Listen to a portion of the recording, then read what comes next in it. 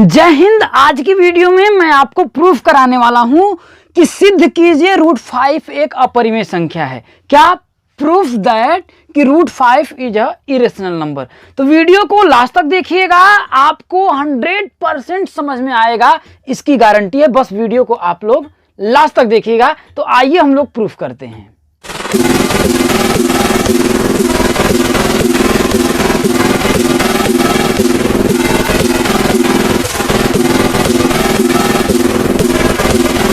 तो जैसा कि आपका क्या कह रहा है कि सिद्ध कीजिए √5 एक अपरिमेय संख्या है। √5 क्या है? एक इरेशनल नंबर है। तो इसके विपरीत आपको सॉल्व करना होगा। मान लेंगे कि यहां आप क्या मानेंगे कि माना √5 एक क्या है? परिमेय संख्या है। क्या है? एक परिमेय संख्या है। अब आपका अगर ये परिमेय संख्या होगा तो अब इसको P/Q के फॉर्म में लिख सकते हैं। इसको आप P/Q के फॉर्म में लिख सकते हैं। अब यहां पर आप ये लिख सकते हैं √5 बराबर P/Q। यहां क्या लिखेंगे कि जहां P तथा Q सह अभाज्य सह अभाज्य पूर्णांक है। क्या? सह अभाज्य पूर्णांक है। अब आपका सहअभाज्य को इंग्लिश में बोला जाता है को प्राइम। क्या बोला जाता है? को प्राइम। अब देखिए सहअभाज्य पूर्णांक का मतलब क्या होता है। देखिए ऐसी संख्या जो आपस में क्या कटे ना। क्या कहने का मतलब, जैसे मैं आपको एग्जांपल के तौर पर समझाता हूं। जैसे अगर मैं 4 ले लिया और ये 9 ले लिया, ठीक है, तो इन दोनों संख्याओं का अगर हम गुणनखंड करेंगे तो 4 का यदि हम गुणनखंड करें तो देखिए 2 × 2 आएगा, और 9 का गुणनखंड करें हम तो 3 × 3 आएगा। अब अगर देखा जाए इन दोनों संख्याओं में देखिए कोई भी संख्या क्या है आपकी कॉमन नहीं है। तो जिस संख्या में कोई भी संख्या कॉमन नहीं होगी वो संख्याएं आपकी क्या कहलाएंगी? सहअभाज्य संख्या। तो आपस में ये देखिए आपका क्या है? सहअभाज्य संख्या है। समझ में आया? 4 और 9 अगर हम इसे ले लें, 16 ले लें, और आपका जैसे हम 25 ले लें, तो ये भी आपस में क्या होंगी? आपकी सहअभाज्य होंगी। तो कहने का मतलब ये भी हो सकता है। दूसरा तरीका ये जान लीजिए कि सहअभाज्य संख्याएं वो संख्याएं होती हैं कि जिनका मौस केवल और केवल एक होता है। क्या होता है? केवल और केवल एक होता है। कैसे? अगर मैं इसमें बोलूं तो अगर इसमें मैं 1 का गुणा कर दूं तो कोई फर्क होगा, इसमें 1 का गुणा कर दूं तो कोई फर्क होगा। तो इसमें अगर हम HCF फाइंड करें, HCF या फिर मौस जिसको फाइंड करें तो क्या आपका आएगा? 1 आएगा। तो समझ में आया होगा सहअभाज्य संख्या क्या होती है। कहने का मतलब इनका अगर हम गुणा करेंगे दोनों में तो कोई भी संख्या कॉमन नहीं आएगी, एक को छोड़ करके, क्योंकि एक तो किसी भी संख्या में आपका गुणा कर सकते हैं। तो समझ में आया? इतनी बातें समझ में आ गई। तो अब क्या करिए, दोनों पक्षों का क्या कर दीजिए? वर्ग कर दीजिए। क्या कर दीजिए? दोनों पक्षों का वर्ग करने पर, ठीक है, दोनों पक्षों का वर्ग करने पर अब जब दोनों पक्षों का आप वर्ग करेंगे तो इधर आपका देखिए हो जाएगा √5 का होल स्क्वायर बराबर इधर होगा आपका P/Q का होल स्क्वायर हो जाएगा। तो √5 का होल स्क्वायर करेंगे तो आप जानते हैं कि √5 का होल स्क्वायर बराबर क्या होगा? √5 × √5। तो आपका क्या हो जाएगा? देखिए कड़ी का कड़ी में जब स्क्वायर करते हैं तो कड़ी हट करके आपका आ जाता है 5। तो ये तो आपको आता होगा। तो यहां पर आप लिख देंगे क्या? बराबर 5। अब ये देखिए P/Q का होल स्क्वायर है तो इसको आप लिखेंगे तो हो जाएगा P²/Q²। इतना समझ में आ गया। तो अब आप क्या करेंगे? इसका तिर्यक गुणा कर लीजिए। क्या कर लीजिए? आपका तिर्यक गुणा कर लीजिए। तो 5 का Q² में गुणा करेंगे तो आपका हो जाएगा देखिए 5Q² बराबर क्या हो जाएगा? इधर P² हो जाएगा। क्या हो जाएगा? आपका P² हो जाएगा। अब 5 को जब इधर भेजेंगे आप तो आपका क्या होगा? देखिए जब 5 को इधर भेजेंगे तो देखिए Q² बराबर हो जाएगा P²/5। क्या होगा? P²/5। और यही आप मान लेंगे इसको समीकरण नंबर 1 मान लेंगे। लेकिन आपको यहां क्या दिख रहा है? यहां पर देखिए कि P² 5 से विभाजित हो रहा है। यहां देखिए 5/5 का मतलब क्या है कि ये भाग जा रहा है ना। P² को 5 क्या कर रहा है? विभाजित कर रहा है। तो यहां आप देख लीजिए कि यदि यहां पर देखिए कि P² 5 से विभाज्य है, विभाज्य है। अतः देखिए पी स्क्वायर जो है 5 से विभाज्य है, अतः पी भी क्या होगा, पी भी 5 से विभाजित होगा, विभाजित होगा। अब आपके दिमाग में आ रहा होगा क्यों पी भी 5 से विभाजित होगा। मेरे भाई समझो कैसे होगा। जैसे अगर मैं ले लूं, देखिए आपका 25 है तो ये किस संख्या का है, 5 का स्क्वायर है। अगर 25 आपका 5 से विभाजित है, या फिर ऐसे समझिए कि एक संख्या आपका 5 है, अगर वो 5 से विभाजित है तो 5 का स्क्वायर अगर आप करेंगे तो आपका आएगा कितना, 25 आएगा। और 25 का 5 से विभाजित करेंगे तो नहीं कटेगा। तो वही बोल रहा है कि पी स्क्वायर 5 से विभाजित है। जैसे अगर हम मान लें पी स्क्वायर का मानते हैं मान आपका 25 है, समझिए पी का मान 25 है, अब इसका स्क्वायर करेंगे तो आपका 625 आएगा। तो अगर ये आपका पी स्क्वायर हो गया, ये पी स्क्वायर का मान 625 हो गया, तो पी स्क्वायर में अगर हम 5 से विभाजित करेंगे तो 125 आएगा। तो क्या ये जो पी है आपका 5 से विभाजित नहीं है ना मेरे भाई। समझिए, क्या समझिए कि अगर आपका देखा जाए जैसे आपका जैसे 2 है, अगर 2 से विभाजित है तो क्या हम 2 का स्क्वायर करेंगे तो 4 आएगा।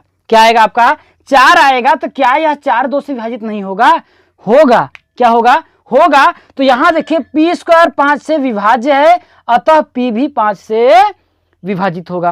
तो ये समझ में आ गया। इसको आप मान लीजिए स्थिति फर्स्ट, इसको लिख लीजिए स्थिति फर्स्ट। समझ में आया। अब यहां पर मान लेते हैं, यहां पर आप समझिएगा कि जब P को हमने 5 से विभाजित किया होगा तो कुछ उसका मान आएगा, इस प्रकार से आया होगा। देखिए P, तब यहां पर हम लिख लेंगे कि P बराबर 5m हमने मान लिया है।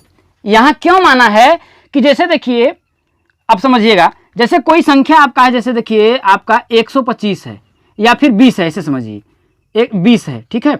अगर ये 5 से विभाजित है तो 20 में अगर हम 5 से अगर करें तो 20 का अगर हम फैक्टर करेंगे आपका होगा, देखिए 2 गुणुत्ते 5 होगा, या फिर ऐसे लिख सकते हैं 5 गुणुत्ते 2 तो अगर ये 2 से विभाजित है, समझिए अगर ये 20 अगर 5 से विभाजित है तो हम इसको लिख सकते हैं, देखिए 5 गुणुत्ते 4 लिख सकते हैं ना। लेकिन इस P का मान हमें कंफर्म नहीं है, तो हम इतना जानते हैं कि उसके गुणा में 5 आना ही आना है।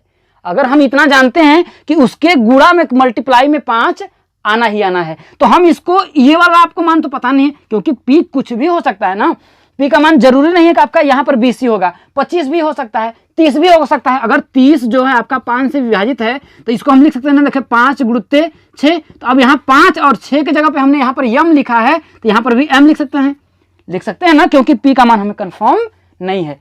समझ में आया होगा या नहीं समझ में आया मेरे भाई। मैं फिर से ये कहना चाह रहा हूँ, एक संख्या है आपका 40, समझिए। अब 40 P की जगह पे अगर मान लेते हैं अगर 40 है तो ये 5 से अगर आपका विभाजित होगा तो इसका गुणा अगर हम करेंगे तो इसके गुणनखंड में 5 आएगा ही आएगा कि नहीं आएगा ना। इसको हम करेंगे, देखिए 2 दूनी 4 दूनी 8 पंचे 40, तो 5 का गुणनफल होगा कि नहीं, 5 आएगा ना। तो कहने का मतलब यहाँ 5, और अगर यहाँ पर P का मान अगर 40 होता तो हम लिख देते 5 गुणुत्ते 8, m की जगह पे 8। लेकिन हमें पता नहीं है कि वो कितना है, तो हम मान लेते हैं कि P जो है विभाजित हुआ है 5 × m बार में, मतलब कि m का मान जो रखेंगे तो वो P आ जाएगा। इतना रख सकते हैं, कोई दिक्कत नहीं है। तो इसको आप मान लीजिए समीकरण नंबर 2 आप मान सकते हैं। अब P बराबर 5m ला करके समीकरण नंबर किसमें, 1 में रख दीजिए, रख देंगे। अब आप P बराबर 5m ला करके समीकरण नंबर 1 में रख देंगे। तो अब यहां पर लिख दीजिए, मैं इसको खींच देता हूं, समझिएगा P बराबर 5m कहां, समीकरण 1 में रखने पर। यह आपको समझ में आया। तो P बराबर 5m अगर आप समीकरण 1 में रखेंगे तो यहां देखिए आपका क्या है समीकरण 1 में, देखिए Q स्क्वायर बराबर है देखिए P स्क्वायर। तो P के जगह पे आप 5m रखेंगे तो यहां क्या हो जाएगा आपका 5m का होल स्क्वायर बटा के क्या है आपका 5, बटा के क्या हो जाएगा आपका 5 हो जाएगा। अब यहां देखिए तब Q स्क्वायर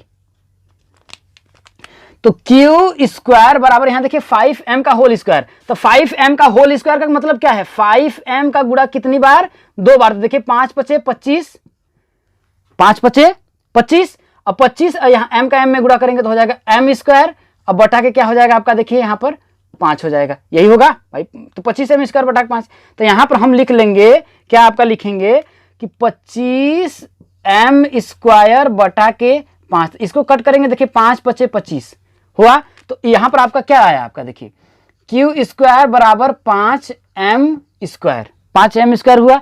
अब देखिए, अब इस 5 को देखिए, अब देखिए q² बराबर 5m² है, तो क्या इसको हम ऐसे नहीं लिख सकते हैं 5m² बराबर q²? हो जाएगा ना भाई, इसके बराबर ये या इसके बराबर ये। तो अब यहाँ पर देखिए m² बराबर हम देखें तो m² बराबर, तो यहाँ देखिए q² बटा के 5। तो यहाँ देखिए q² भी क्या है आपका 5 से विभाजित है, यहाँ पर q² भी क्या है 5 से विभाजित है। तो यहाँ पर देखिए फिर हम लिखेंगे, यहाँ पर देखिए कि q² 5 से विभाजित है, क्या है आपका विभाजित है।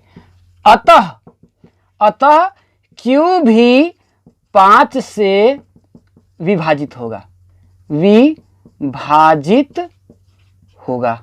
अतः q भी क्या होगा आपका 5 से विभाजित होगा। अब इसको आप मान लीजिए स्थिति सेकंड, इसको मान लीजिए स्थिति सेकंड।